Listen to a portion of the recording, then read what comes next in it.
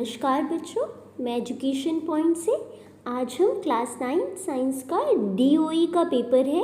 ये government school का paper होता है, राइट। उसकी आंसर की देखेंगे। फर्स्ट क्वेश्चन है amount of water present in the air. जो एयर में वाटर होता है उसको हम क्या बोलते हैं? ह्यूमिडिटी। सो फर्स्ट का बी ऑप्शन करेक्ट ऑप्शन होगा। सेकेंड है which of the following property does not describe a compound. जो कंपाउंड होता है पहला ऑप्शन है सेकंड का, इट इज कंपोज्ड ऑफ 2 और मोर एलिमेंट। एग्जैक्टली कंपाउंड 2 और मोर एलिमेंट से बना हुआ होता है। कंपाउंड और एलिमेंट्स दोनों ही प्योर सब्सटेंस का एग्जाम्पल है, तो ये भी करेक्ट हुआ, ये भी करेक्ट हुआ। It can not be separated into constituent by physical means. जो कंपाउंड होता है वो फिजिकल मीन्स से नहीं सेपरेट किया जाता।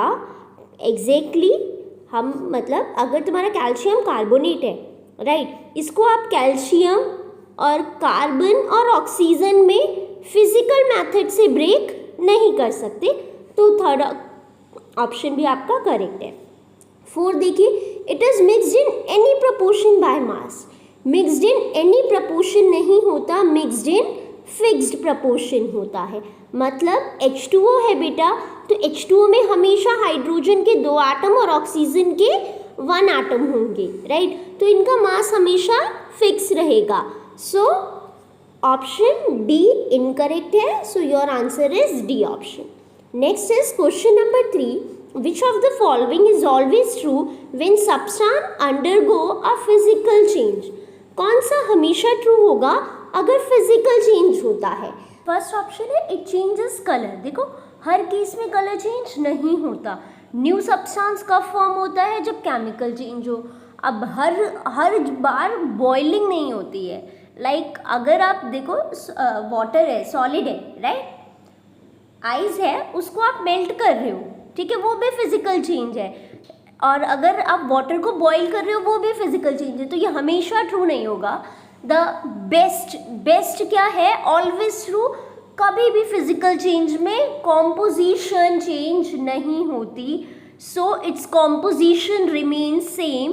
थर्ड का जो बेस्ट सुटेबल आंसर है that is D option. Fourth, the plant cells are rigid then the animal cell due to cell wall की वजह से वो रिजिड होते हैं। Next one is longest cells in a human body is nerve cell. Group of similar kind of cells specialized to perform particular function in a body. Therefore, presence of tissue in multicellular organism ensure exactly। देखो tissue क्यों present होते हैं? Division of labour हो सके। मतलब heart है, heart pumping of blood का काम करता है, राइट। सो उसका अलग काम है। किडनी ब्लड प्यूरिफिकेशन का काम करती है, राइट। सो टिश्यूज की वजह से ही क्या है? डिवीजन ऑफ लेबर है। सो 6 का B option is the correct option.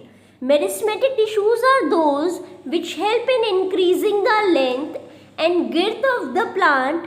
Which of the following statement given below is correct about the meristematic tissue? It is made up of cells that are incapable of cell division. So meristematic tissue के बारे में कौन सी statement सही है? क्या ये उन cell से बना हुआ था जो डिवाइड नहीं करते? गलत है ये तो स्टेटमेंट ही। ऑब्वियसली मेरिस्टेमेटिक टिश्यू उन सेल से बना हुआ होता है जो कैपेबल होती है डिवीजन करने में। सो मेच्योर सेल्स नहीं बोलेंगे, more than 1 type of sale नहीं बोलेंगे। सो ऑप्शन बी ही इसका करेक्ट आंसर होगा। The area under a velocity time graph displacement देता है। Next, a body travels along a straight path from its initial position to a point 20 metre away. So O से A तक let's say 20 metre का distance है। फिर उसके बाद then it returns to its initial position. A से फिर body दोबारा ओ पर आती है, right. The change in position of the body. देखो चेंज इन पोजीशन जब पूछा गया है तो ओ से ए पे गई, ए से ओ पे आ गई, तो जहाँ पहले थे वहीं आ गई ना, तो change in position of the body is 0।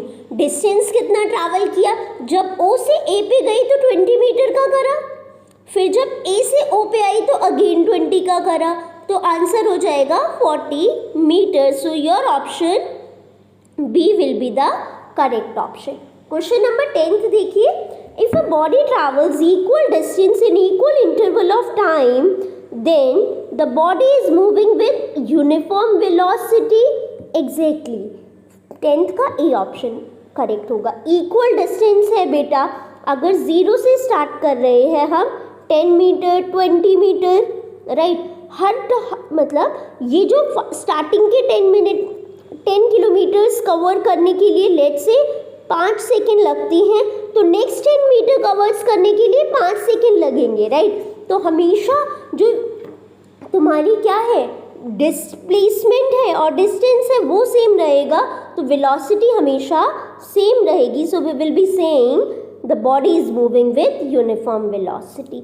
Next question number 11 says a boy while running accelerate uniformly from 10 to 15 meter per second in 5 seconds. Calculate acceleration. Acceleration का क्या फॉर्मूला होता है, change in velocity divided by time. तो बेटा final velocity 15 है, initially 10 velocity से move कर रहा था और 5 सेकेंड में 15/10, so 5/5 that means 1 मीटर पर सेकेंड स्क्वायर। सो 11th का ए ऑप्शन करेक्ट ऑप्शन होगा। Question number 12, inertia of an object tends to cause the object to resist any change in the state of rest or motion. inertia की वजह से ना object अपने अगर rest पे है तो रेस्ट पे रहना चाहता है, अगर मोशन में है तो मोशन में रहेगा। Next will move towards question number 13। When unbalance force act करती है बॉडी में, तो बॉडी क्या होती है, एक्सपीरियंस करती है acceleration. Question number 14, which of the following is a weed, इनमें से कौन सा वीड है, parthenium is a weed. Green manure हम किसे बोलते हैं, ग्रीन मैन्योर उन प्लांट्स को बोलते हैं जिनको हम ग्रो करते हैं, फिर हमें उनको कहाँ पर फील्ड में ही मिक्स कर देते हैं क्रॉप को सो करने से पहले। सो 15th का option C is the correct option. 16th में आपको क्या बताना है, does not describe the benefits of fish culture. तो कौन सा इसमें फिश कल्चर के बेनिफिट को नहीं डिस्क्राइब करता, the option is C is will be the correct option. देखो इस ऑप्शन क्या बोल रहा है, there is more mortality in the younger stage of the fishes. जो फिशेज होती हैं वो यंग स्टेज पे ज़्यादा मरती हैं राइट। अगर बेटा यंग स्टेज पे आप फिश को प्रोड्यूस करना चाह रहे हो और वो यंग स्टेज पे ही मर जा रही हैं, so that will not be the benefit. I hope it is clear. Now we will move towards our assertion reason questions. Okay.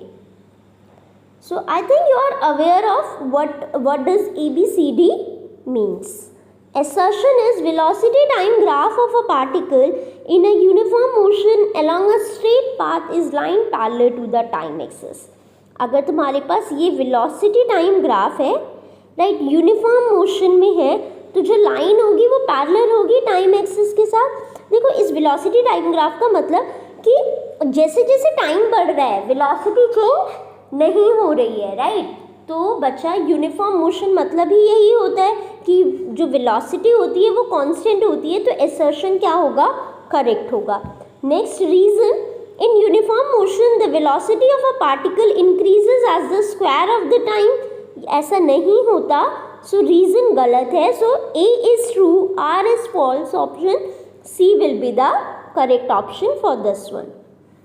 Question number 18 देखिए, a quick collision between two bodies is more violent than a slow collision even when the initial and final velocities are identical.